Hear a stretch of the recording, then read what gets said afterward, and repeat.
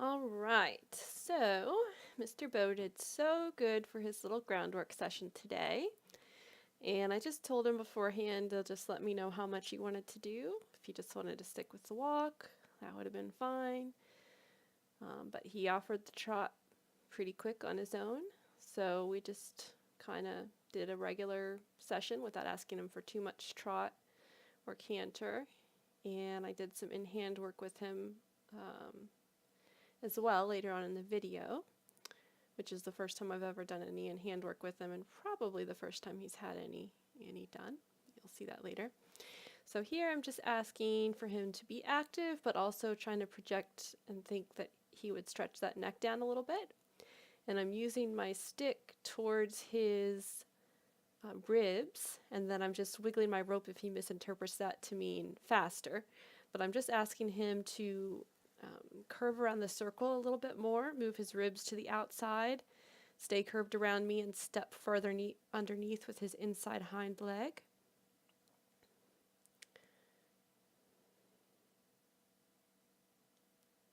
He's doing a really nice job.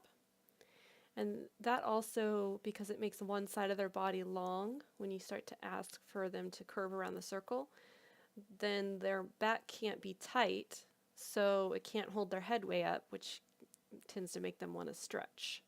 So it's kind of like getting two birds with one stone. So his head came down a little bit there, so I went ahead and brought him back to walk.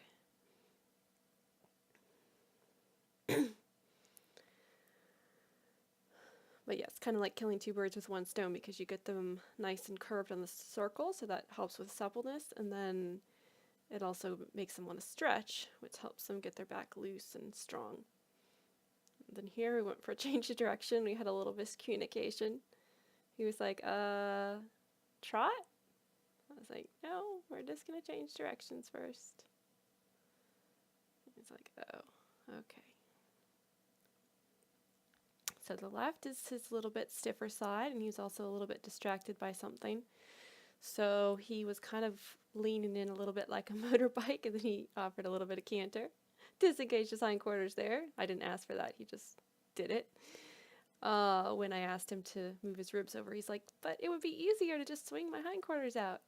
It's like, no, you gotta try and get those ribs pushed over so you can be round on the circle and not leaning in like a motorbike and counterbent. His rhythm was a little fast, like kind of inconsistent and a little fast, because he wasn't really balanced, so he was kind of trying to speed off to kind of catch his balance. So for this set of circles, I just kept asking him to get more in rhythm, but stay active behind. Active meaning big, long steps, not faster steps. And then using my stick and string towards his rib cage to ask him to bend around me. So if I was riding, it would be steady pressure from my inside leg. That would be asking him for that. But since we're online, I'm using rhythmic pressure from my stick and string. And he keeps giving me little moments where he bends around me, which is really nice, and then he kind of gets distracted again and then loses his balance and wants to lean in. So I just kept asking, kind of looking for him to make a little improvement, pay a little better attention, but I loved that he was active and, you know, feeling playful and quite forward, which was really nice.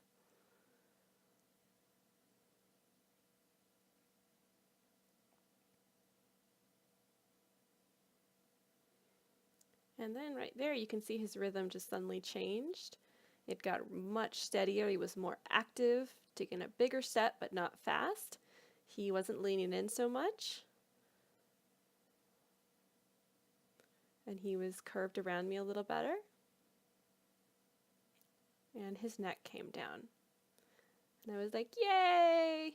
That's so awesome! What a good boy! And I just immediately got all the way down, wanted to take all the pressure off and let him know that was exactly what I was looking for. And he was like, oh, I got it, yay! He's such a smart pony. And I just spent a couple of minutes rubbing on him and making sure he knew that that was the right thing.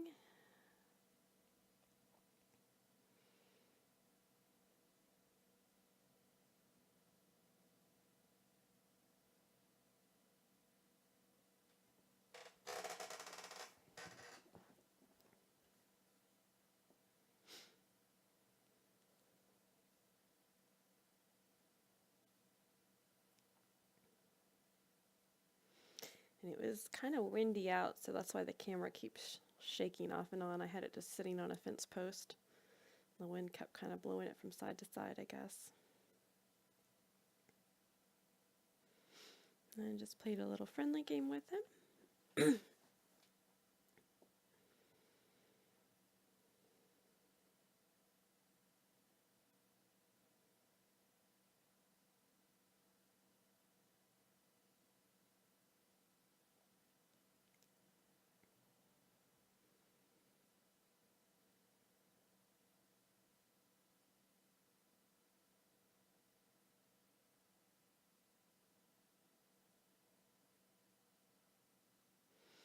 And then we went off to change into his bridle for the in-hand work.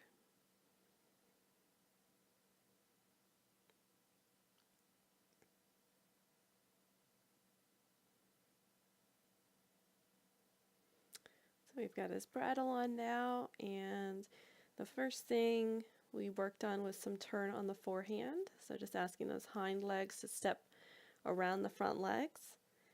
And what I'm looking for here, because I'm being a lot more particular than just like a regular hindquarter yield, looking for his body to stay straight. That's why I have the reins set up as if I was riding. So I can control his outside shoulder with little half halts from the outside rein and control a little bit of inside flexion with the inside rein.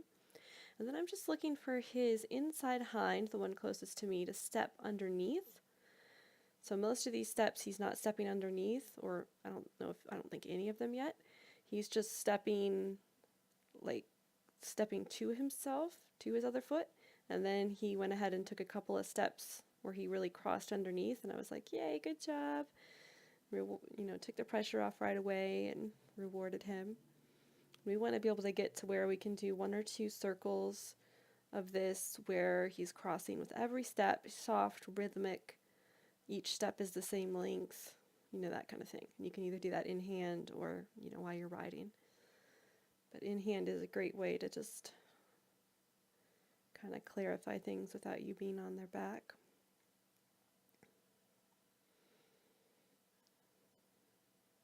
So now I'm just asking again.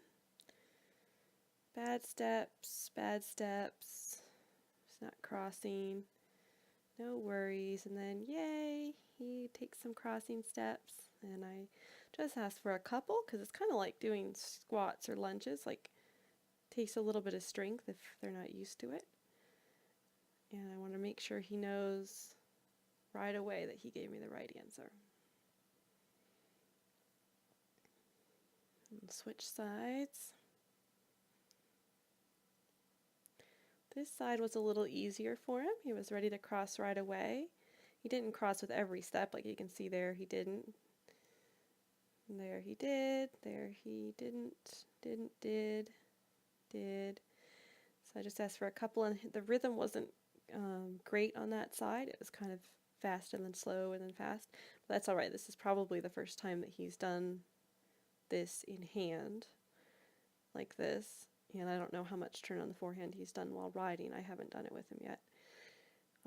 So he did really well for the first go round.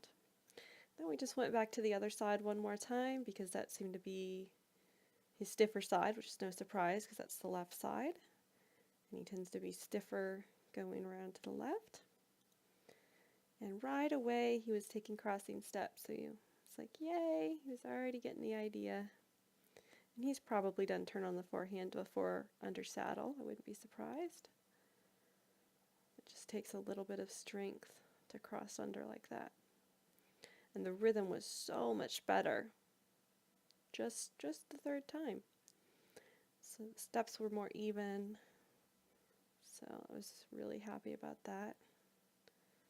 As usual, he's a very quick learner.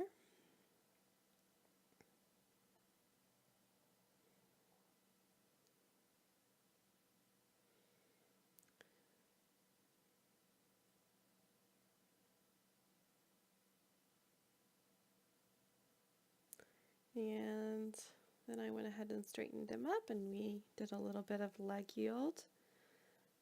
Obviously not off my leg, but off of the stick. And again, I just have my reins gathered up so I can control his outside shoulder a little bit. and his flexion with my inside rein.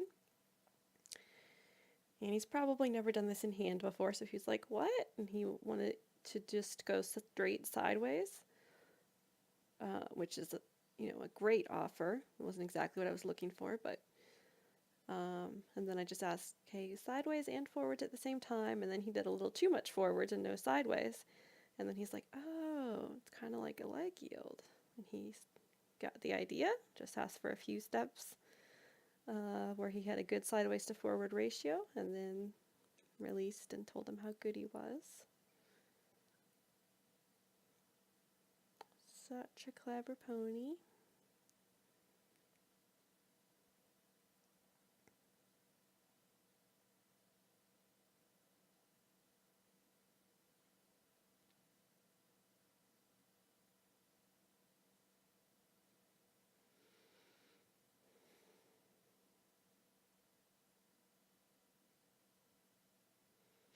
Then try it the other way, and this way was actually a little bit harder for him.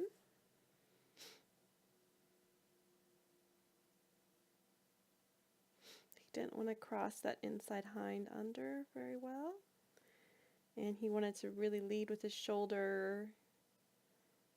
And again, he probably just did not know what I was asking. He's like, this is really weird. We usually only do this when you're riding me.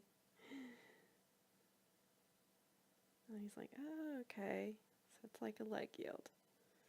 And his butt swung over too far that time, but honestly, I'd rather have that than the shoulders leading. So you can see he's like, oh, yay, I did it. I don't remember. I might have given him a cookie there. Can't remember. I gave him a couple, 2 or 3 cookies throughout the session. And lots of scratches and rubs. And then here you can see he's basically just walking across the diagonal, totally leading with his shoulders. And that's totally fine because he's just like learning what I want. And then he's like, oh, okay, yeah, like leg yield. And then he got it like 2 or 3 good steps there. Then he kind of led with the shoulders again. And then he got like maybe 3 good steps there at the end. I was like, yay, what a good boy, so clever. And again, the goal with leg yield is that his body stays absolutely straight. A little bit of counter flexion is all right. But the goal we're heading towards would be a totally straight body and equal sideways to forward ratio as we go across the diagonal. And active, like more active would be ideal. More active walk.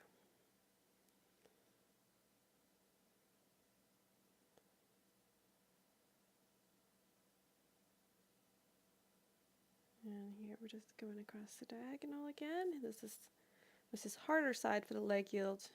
Usually the right is his easier side for circles and turn on the forehand. For whatever reason, he was having a little more trouble understanding me on this side.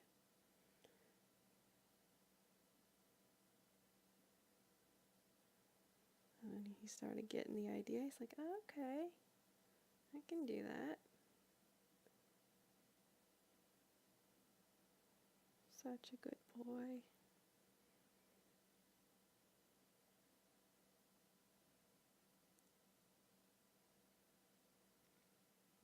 Then here we're just doing a little backup in hand. And I'm just doing really light pressure on his mouth.